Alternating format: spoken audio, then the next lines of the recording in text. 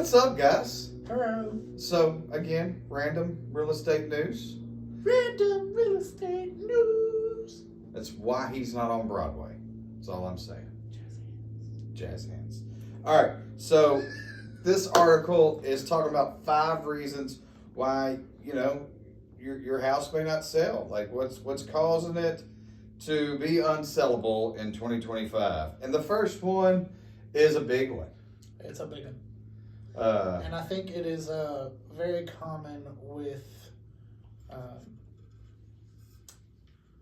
Orders. I'd say families. Families. Potato. Families. It's basically too much clutter. You got a bunch of stuff laying around your house. It's not organized, doesn't look neat or if clean. There's not a single space of empty wall. You have pictures from floor to ceiling, corner to corner. It's too much clutter. It's too much. It's too much. Here's what I recommend, and I understand that not everybody can do this, but they'll bring you one of these little storage units to your house and drop it off. Start putting stuff in there that you don't use every day. Mm-hmm. Start, getting the Rubbermaid totes together, take some of the pictures off the walls, and start putting it out there in that wonderful storage unit. And that way, when it is time to move, you've already got a good portion of your house boxed up, packed up. Now, I'm not saying take your plates and your... Don't make it look empty. Yeah. I understand you still got to live there, but you don't need all that stuff. Not while you're trying to sell it. You don't need all the extra. Right. So let's do something with it. Not to mention, you should probably take advantage of the fact that when you sell your house, if you were to take your home and flip it upside down and shake it, everything that falls out gets loaded on a truck and goes with you. If it sticks, it stays. So maybe, if you planned on taking your TV mount with you, no, it's not happening. So no, before you list, go ahead and unmount your TV, put it on the feet. Yep. Things like that. If you got special curtains that you want to go with you, the curtains can go. The curtain rod has to stay. Correct. So if you really like your curtain rod and it was expensive, I'd go ahead and get it off the wall. Or if there's a fancy ceiling fan that you bought and you really want to take that with you, go ahead and take that down and put up a cheap one. Mm-hmm. When you do these things, make sure that you put it back right. Right. Patch the holes from the same thing, or the TV bracket, or your pictures that you're taking off the wall. Let's go ahead and patch all that up while we're at it. I know that means you may have to paint. It's gonna have to happen. It'll be okay. And company coming over clean. We just got through the holidays. Did you have family over for Christmas or Thanksgiving? Yes. Have your house in that kind of shape for showing. So that's all. But now you started it off with family, and they're going to say, "Yes, but my kids are wild and crazy." I understand that. He understands. I understand that more than he understands that. I got one extra. He does. But listen, just make sure that if your in-laws were swinging by, you would be okay with the way that the house looked. That's what we're asking for. Now, this kind of leads into the next one, and it's expensive repairs. That's going to be hard for us to sell your house if there's, some foundation repair that needs to happen. I understand that not all repairs are out in the open to where you go, oh, we know we need to get that fixed. I always suggest getting a home inspection when we get ready to list your house. That way we already know what repairs may come up. And if there's anything expensive or outrageously crazy on it, we can go ahead and get that taken care of before your buyer gets a home inspection. Also, we can use that when we're listing it to say, hey, look, we already got a home inspection. Here's the things that were wrong with it. And that way it shows that you're not trying to hide anything.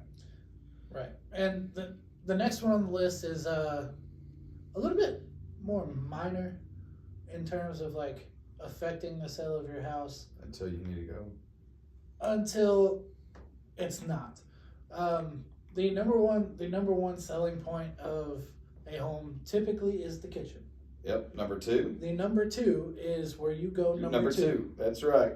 Small bathrooms really tend to kind of shy buyers away.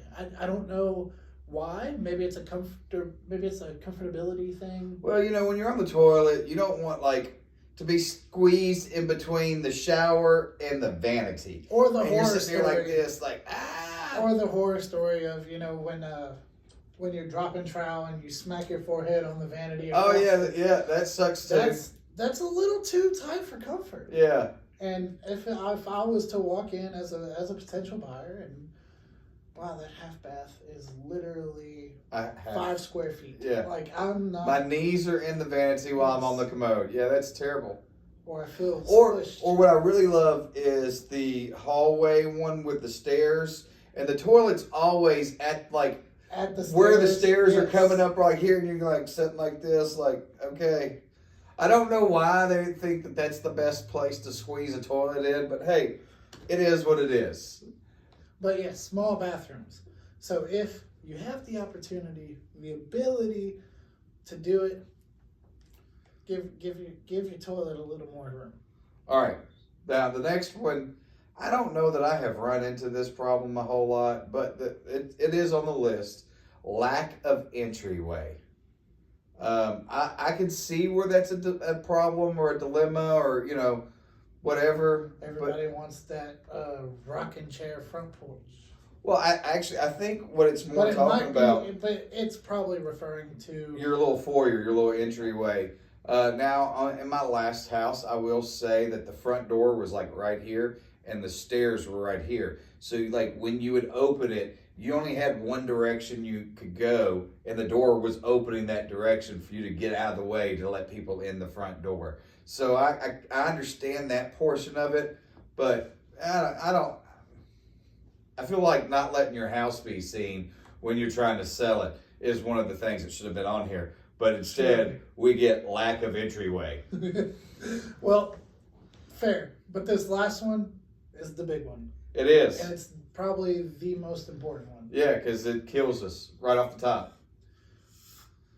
Don't overprice your home. You're selling your house. You've hired a professional to help you sell your house. Heed the advice of the professional. I know. We're telling you what the price should be. I will straight up tell you, hey, I think you're trying to go about 20 grand too high. Yep.